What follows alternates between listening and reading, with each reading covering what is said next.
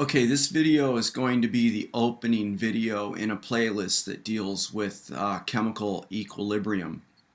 And what I intend to do in this particular presentation is literally just introduce the concept of chemical equilibrium. Now, there's two things that a student needs to do going into this. The first is you're going to have to relearn a certain way of thinking, because up to today, for the vast majority of problems that you've encountered when you're dealing with a chemical reaction or a chemical equation, is that the teacher or the professor or the TA has told you to assume that the reaction goes to completion, and that has allowed you to make calculations and do things stoichiometrically using that chemical equation, assuming that all of the reactants that are placed into the reaction vessel are utilized to produce a product, and that the reactants are going to react to 100%. You're going to have to change this way of thinking, because at this point we're going to be doing two things: recognizing that reactions, in terms of going to completion, that reactions don't necessarily go to 100%. In fact, most chemical reactions only go a fraction of the way towards 100%. Number one, and number two, when we're now doing calculations with these kinds of reactions, we're going to have to take into the extent in which the reaction shifts to the right before we can make a calculation. And then secondly, and this is more problematic in the way I think that chemistry is taught, chemical equilibrium is usually taught before thermodynamics, and this is going to appear in the springtime of a general chemistry class at the university level, and usually this chapter will be taught before the chapter that deals with free energy, which I think is a real mistake, because the situation is that the chemical equilibrium for a particular system or chemical reaction is determined by the thermodynamics. So if you happen to be taking a course from me, you will have already had the thermodynamics, and if you've not, it's possible you will not have been taught about free energy yet. And so the first thing I'm going to do this morning in this video is talk about free energy. So the extent that a reaction is going to occur, in other words, if we look at the model system that I have here, so we're combining 1 atmosphere of iodine with 1 atmosphere of chlorine. We're in a fixed reaction vessel. In other words, the volume is constant, and we're also at a constant temperature. So if we combine these two reactants together, to what extent will this reaction shift to the right to produce ICl? And that the extent to which this reaction occurs is going to be determined by the free energy of the system, which is given by this difference. All right, so the free energy of a particular reaction, this delta G, is going to be given by the difference between the change in what we call the enthalpy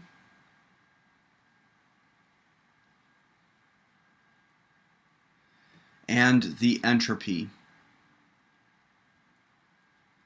More specifically, the difference between the change in the enthalpy minus the absolute temperature times the entropy of the system. Now, what does this mean in English? So the free energy of this system is going to be the difference between the enthalpy, which is really a way of looking at the difference or the change in the enthalpy, it more or less represents a change in energy between the bonds that are formed versus the bonds that are broken.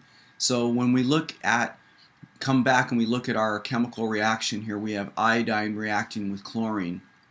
We're going to have to break the iodine bond and the chlorine bond, and then we're going to reform those particles into ICl, which requires the formation of a new bond between the iodine and the chlorine. And The breakage of these bonds and the formation of these bonds results in a difference in energy.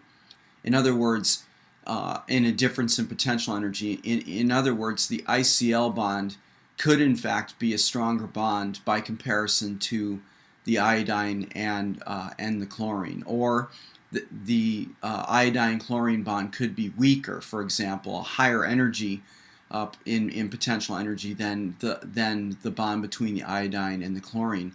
Similarly, if we look at the order versus disorder of the system, whether or not a reaction goes forward is dependent on the degree in which the disorder of the universe is changing. And in this equation, this particular delta S is specific to the system.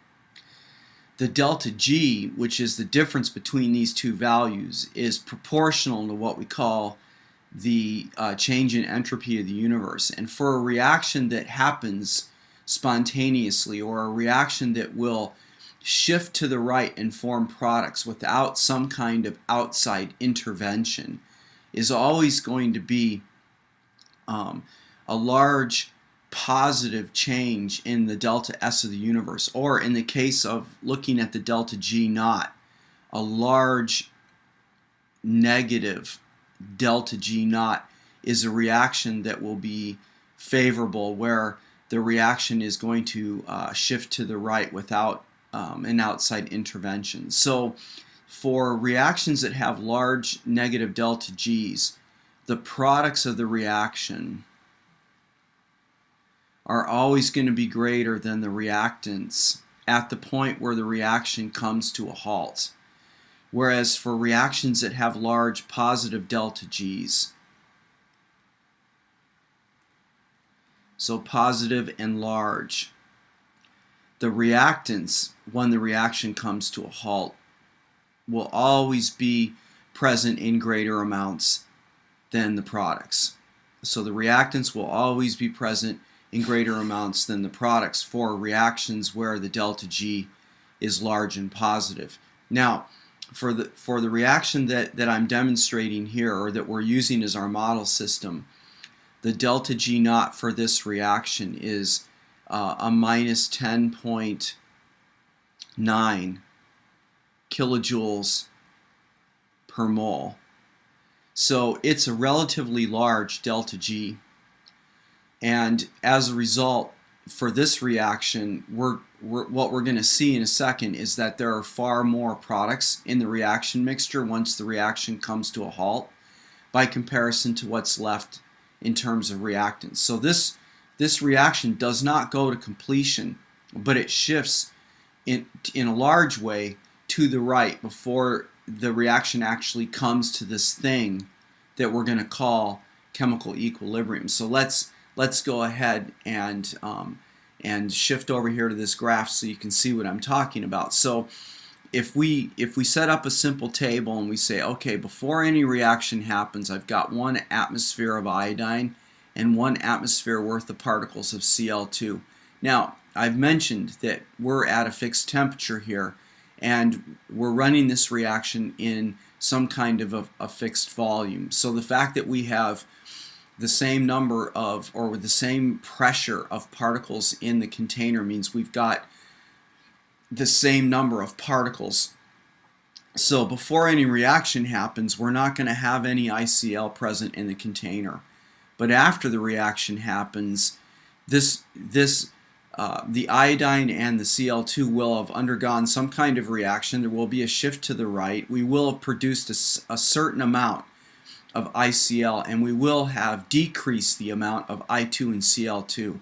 Now, for the sake of the demonstration, once we reach this place we call equilibrium, the pressure of the iodine and the pressure of the Cl2 will have decreased to 0.181 atmospheres in both cases. Pay attention to the coefficients here for the balanced equation because they're 1-to-1, and the partial pressure of the ICL is going to be 1.638 atmospheres. So notice that This reaction did not go to completion. It definitely shifted to the right. The ratio of products to reactants is greater than 1, all right? And the reaction did not go to completion. If it would have gone to completion, you would expect the partial pressure here to have been 2 and not a lesser value, and you would have expected the partial pressure of I2 and Cl2 to drop to 0, which they did not.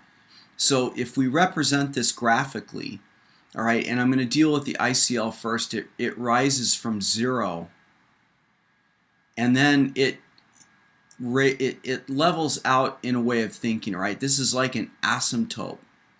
So it approaches this value of 1.6. It's actually a little bit, the value that we get is actually a little bit higher than this, but it's asymptotic. That means that we never actually reach 2, for example. And then in the case of the iodine and the Cl2, both of these start at 1 atm, and they decrease like this, and then they reach an asymptote. So in other words, they approach this line going across here like this. They never are going to come to 0. Now, we can define different parts of this graph. And I'm going to draw a line right down here where these lines essentially flattened out. All right, the point from where these lines reach the place where they're more or less leveling out, where there is no net change in the concentration of the products and no net change in the concentration of the reactants, this is the point that we call equilibrium. And it is a point where the forward rate of the reaction is now equal to the reverse rate, which is the reason why we're using the double half arrows here. The double half arrows have a meaning.